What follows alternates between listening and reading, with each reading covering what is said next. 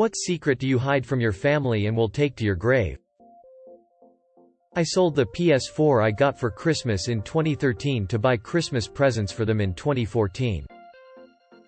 Late to thread. When I was maybe 12 or so, I saw my dad crying in his bedroom with his shotgun in his mouth. So as a bit of an update, because somehow this comment reached enough people to get nearly 1,000 upvotes. Yeah, my dad is still alive, but no, he's not doing super great. My parents divorced a year or two after that incident, and parents have a weird tendency to ask kids who they want to live with when they split. My dad was always a mean and often drunk sob, so it was no surprise my brother chose to stay with my mom. I thought my dad might need some connection to family. I was 13 or 14 and moved in with him. We had a good 2 years and then he met someone and I lived on my own for some of sophomore, all of junior, and most of senior year of high school. I was asked to come live with them eventually, and that barely worked out, so after 2 more years I was on my own again. In that course of time he got diagnosed with a terminal illness. He tried to kill me in a drunken rage twice. My brother was there for the second time. I was angry but also sad and felt bad for him. We grew apart now that we had some distance between us. I got married,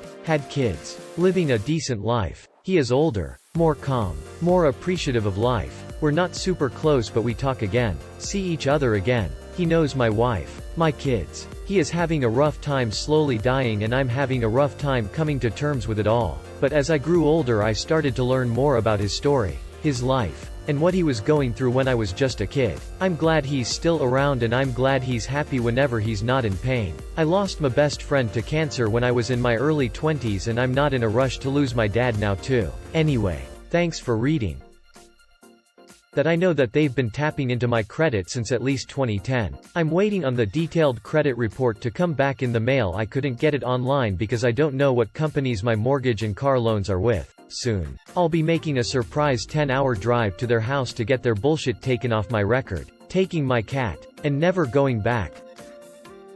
When I was 5 or 6, my brother was hit by a firework on his neck. Every time we talk about it I say yeah, I don't remember much, but I remember everything, and he doesn't, as I'm pretty sure he passed out for a while. Scariest shit of my life, as I can recall having to get my dad. And his screams are the worst thing I've ever heard, and I hope I'll never have to hear something like them again. But that was a while ago now, so it's cool. And his screams are the worst thing I've ever heard, and I hope I'll never have to hear something like them again. No kidding. Something about seeing a father break down emotionally and go from the stalwart bastion of machismo to a crying wreck chills to the bone. I've seen my father do it twice, and both times still haunt me. When I was 21, I lived in my college town for a year despite dropping all of my classes. I took out $25,000 in student loans and tried starting a t-shirt business. It failed miserably and I re-enrolled the next year. My parents and friends were none the wiser. Okay, so here's why I took out the student loan instead of a business loan. Because I was an idiot 21-year-old. I used to take out $5,000 for fraternity dues, travel, and groceries at the beginning of each school year. One day, I had the bright idea to take out an extra $20,000 and start a small business to make bank. I felt like the t-shirt market was underserved. Learned pretty quickly it was not. Did no research upon starting the company and just tried to rely on online sales. Once the check cleared, I dropped all but one of my classes' Intro to Entrepreneurship. I want to go back in time and punch myself in the face and just kept the money. It was a half-assed idea that I'm still paying for today. As for me, I still graduated in 4.5 years after some help from intensive online classes and summer school. Basically told my parents I was adding a minor to my degree and I paid for he last semester myself. Still, learned a lot about myself. Loans will be paid off in 2 years. I grew up thinking I was part of the X-Men and would train in the backyard swimming pool. My dad thought I was drowning one day because I held my breath underwater for so long, so he jumped in to save me. I was in like 7th grade. I never told my dad holding my breath for as long as I could was part of my mutant training. I never told them I thought I was part of the X-Men because I didn't want the government to get involved. I have a trapdoor below my room which I have slowly converted into a little nook, and I like to curl up there and play Animal Crossing sometimes.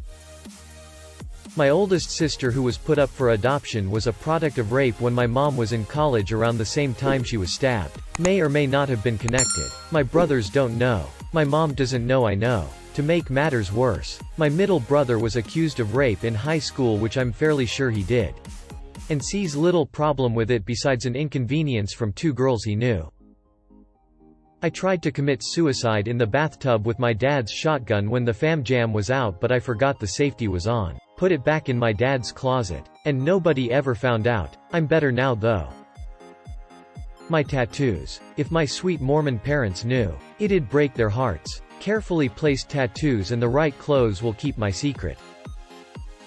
I don't have university degree. I lie on my first job. And then with experience nobody knows. The reason I got in my car accident was because I was reaching for Reese's peanut butter cups that fell off the passenger seat. That my neighbor as a child coerced my sister into sex acts, and when I found out I beat him until he had to more or less crawl home. He moved away the next week. I'm pretty sure my sister never found out I did that. And I don't think I'll ever tell her. When my mom died I was given her wedding ring. The wedding ring her and my dad shared. I was 16. Whenever I missed her I would hold it and think of her. My family sucks and my dad is an abusive piece of shit. He kicked me out at 19 for speaking out about the abuse. And my boyfriend walked out on me after 3 years about a year later. I used the ring to pay for rent when I had a mental breakdown and couldn't find a decent paying job. I know I didn't do anything wrong and that it was a good decision. I just can't imagine telling my family and getting verbally abused for it when I was on my own and no one who should have been there for me was. I want it back. It made me feel close to her. But sometimes life just sucks, I guess. It's almost like your mom was looking out for you in the worst of times. Even after she was gone, she managed to take care of you. People like you are both wonderful and remind me what an utter realist, I guess pessimist I am. My reaction is yup, the world is and everything ends in misery. Yours is something beautiful. This is the kind of question I'd have fun with answering but can't. Because I found out recently that my family stalks my Reddit account. Privacy isn't something built into their repertoire. I grew up in an alcoholic environment, and became an addict myself. I will never tell my parents that I got a DWI and it's what led me to get sober. My address and phone number. I don't get forced to work holidays. I volunteer to work them to get out of family dinners. Everyone loved my great aunt. She was a great woman with a huge heart. An honest Christian woman. An absolute saint of a nurse who would sacrifice anything for friends and family. She also sexually abused me for well over a year when she came to live with us when I was 9 years old. Told me great stories of how I would be disowned and sent to an orphanage or go to hell for my actions. I will never tell my family about her actions nor that I unplugged her oxygen tank one night. One of my uncles claimed this happened to him as well when he was younger and everybody essentially excommunicated him. I would have confided in him as well, but he killed himself before I had the courage to do it. 'Twas I who went tinkle on my brother's bed, not the cat. I met my biological father and he's a lot like me. I've been forbidden from ever meeting the man since I was little. Why were you forbidden? Because he abandoned me and my mom when I was born. Is he nice? He's okay. Are you nice? Not really. That my husband and I were married by a justice of the peace before the home wedding I insisted on. My mother wanted us to elope, but after she skipped my high school and college graduation, I was damned if I was going to let her slide out on the wedding, too. So I had it in her house. It was a small ceremony. I paid for everything, including the post-wedding supper at a local restaurant. But you'd have thought I was killing her. Both she and my dad have passed, so now I can tell the world. Why on earth would you want your mother at your wedding when she couldn't be bothered with anything else important? Wow. Threads like these make me realize how simple my life is. Everyone thinks that my husband died of cancer, but he was cancer-free when he died. He beat cancer, but couldn't quit the OxyContin. Truth is, he overdosed. My mother was really sick in 2008. I was turning 25 with a younger brother and sister. Lost both of my grandparents on mom's side to cancer a few years prior. Mom had to watch as her parents slowly passed away. It destroyed her not having her mother around as they were very close. My mom was in and out of the hospital for 6 months from the summer to the fall of 2008. Couple instances where her blood was septic. She recovered but the doctors continued to run tests on her. One day I stopped by the hospital to check on her. The doctor was in the room when I walked in. He told her she had cancer, and chemo had a chance to save her, but it would mean she would be dealing with it for the unforeseen future. My mom told me she wasn't going to do any treatment. She said that no matter what, she was going to be home for the holidays and that I couldn't tell anyone what the doctor said. I never told anyone. She left the hospital like it was any other day. Thanksgiving came and she gave a speech before the meal about how she loved everyone. And she began to cry. I knew why. Everyone else just thought it was that she felt blessed. Shortly after Christmas she passed. She got her last wish to spend the holidays with the family. After she passed, the doctor told everyone cancer was the cause of death. I never said a word to anyone then and haven't to this day.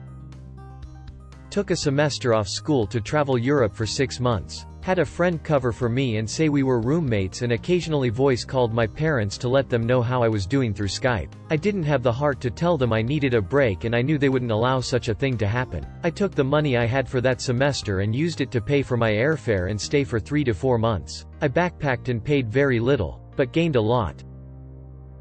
I found out that I'm infertile when I was 17. All their jokes about what a shitty mom I'd be wrecked me.